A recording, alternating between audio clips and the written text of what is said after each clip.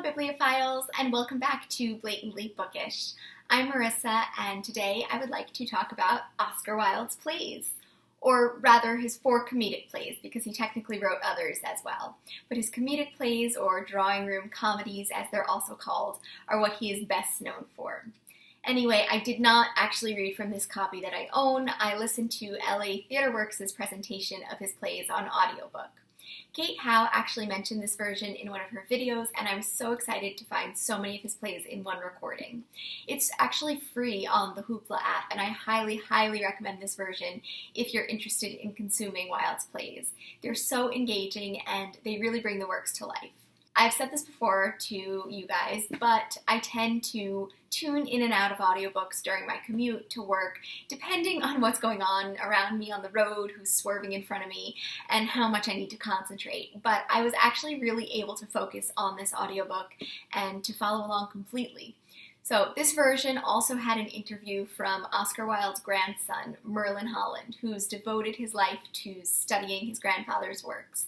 He talks a bit about Oscar Wilde's reputation and some misconceptions that society had and still have of him.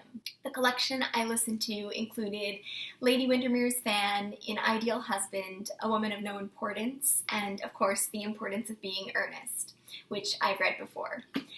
It also included a version of the novel of Dorian Gray that was adapted to be a play, but I'm not going to really talk about that too much because while it was nice to revisit the premise of the book, it's just so much better to read it as a novel. Dorian Gray was the last on the audiobook, and it really clashed with Wilde's other works, which were just so full of dialogue and so easy to listen to. But with large sections of the narration, you could tell that Dorian Gray was meant to be and originally was a novel, and personally I think it's better to keep it that way. The plays, though, were fantastic. Like I said, I've read The Importance of Being Earnest before, and it was funny and enjoyable, but hearing it really brought it to life. Oscar Wilde is a master of witty banter and dialogue. He's fast-paced, and it has overlapping repartee with constant irony and double meanings and innuendos. His style can be seen as a precursor to screwball comedies of the 1930s, and I actually wonder if Amy Sherman Palladino, the creator of Gilmore Girls and The Marvelous Mrs. Maisel, studied Oscar Wilde and took inspiration from him in his works, because I just see a lot in common between those 2 TV shows and Oscar Wilde's comedic plays. These comedic plays all examine and satirize Victorian high society and focus on gender in the Victorian period in interesting ways. The plots center around misinterpretations of situations, secrets kept from characters which sometimes the reader is privy to and sometimes not, and also explores mistaken identities and concealed parentage or birth. Lady Windermeres Fan was perhaps my favorite of the 3 that I had not read before. It centers around Lady Windermere, who suspects that her husband is having an affair with another woman. When she confronts him about the situation, he flat out denies it, but he proceeds to invite the other woman in question, Mrs. Erlyn, to Lady Windermere's birthday celebration. And the plot devolves from there. I loved the dramatic irony in this play, that the reader knows the secret that is kept from Lady Windermere indefinitely. I also thought it interesting that this play explores what happens after marriage. So many pieces of Victorian literature are marriage plots, culminating in debatably happy endings of marriage. But this work explores what happens after that happy ending, the struggles that couples face, and the implications of marriage on a woman's freedom and reputation. And it does feature the object of the fan prominently in the plot.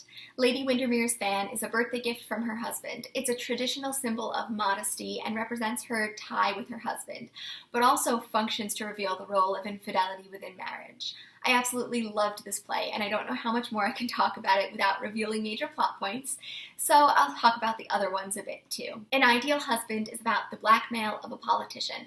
It examines how truly rare it is for people of social importance, respectability, and political prominence to actually be ethically and morally pure.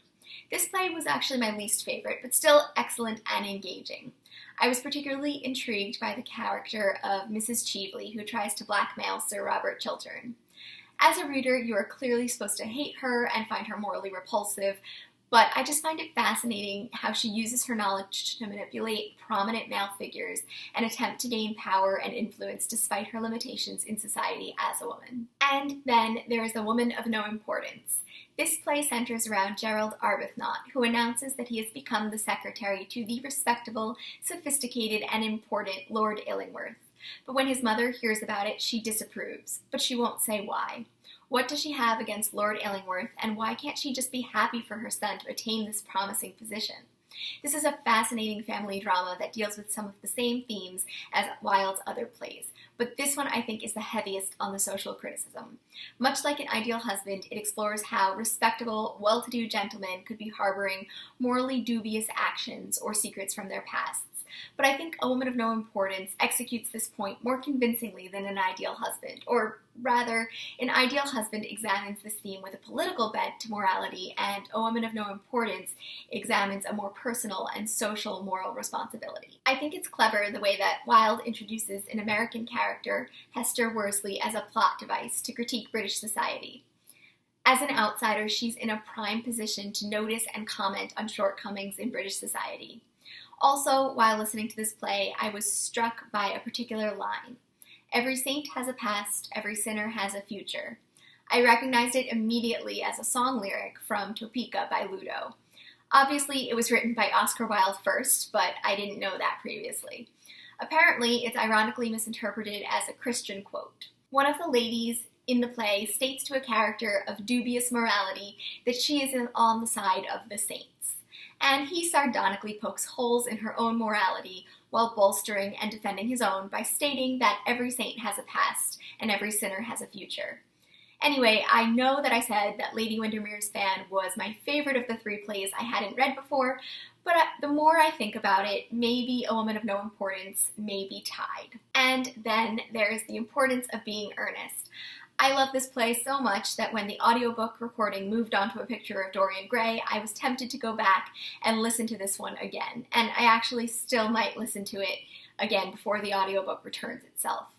The Importance of Being Earnest is about two witty and eccentric bachelors who inadvertently mislead Miss Cecily Cardew and Miss Gwendolyn Fairfax to fall in love with the same suitor who doesn't even exist. It's full of mistaken identities, secret engagements, and is a profound exploration of Victorian morality. And of course, it's absolutely hysterical. It's charming, absurd, and so very witty. I'm afraid that if I discuss it more, I'll give away its brilliant plot twist, so I will just leave it at that. If you haven't listened to it or read it, you definitely should. These Oscar Wilde plays have been the highlight of my Victober so far. They are just so brilliant and charming and engaging, but also so sardonic and witty. So I would love to know, have you read or listened to any of these plays, and if so, what did you think of them? If you're feeling extra excited about Oscar Wilde, you can also leave a quote of his in the comments below and what work it's from. He is just the master of quippy one-liners and is basically infinitely quotable, so I think it would be really fun to see some of your favorite quotes in the comment section. Also, has anyone read Oscar Wilde's quote-unquote more serious plays like Salome, The Duchess of Padua, Vera or the Nihilists, or A Florentine Tragedy? If so, could you let me know if you would recommend them? I'm worried that they won't have the same wit that I love in these four comedies, and I'm debating if I should even read them at all. So that's it for today's video. I hope you guys are having a wonderful October, and I look forward to seeing you in another video soon. Bye!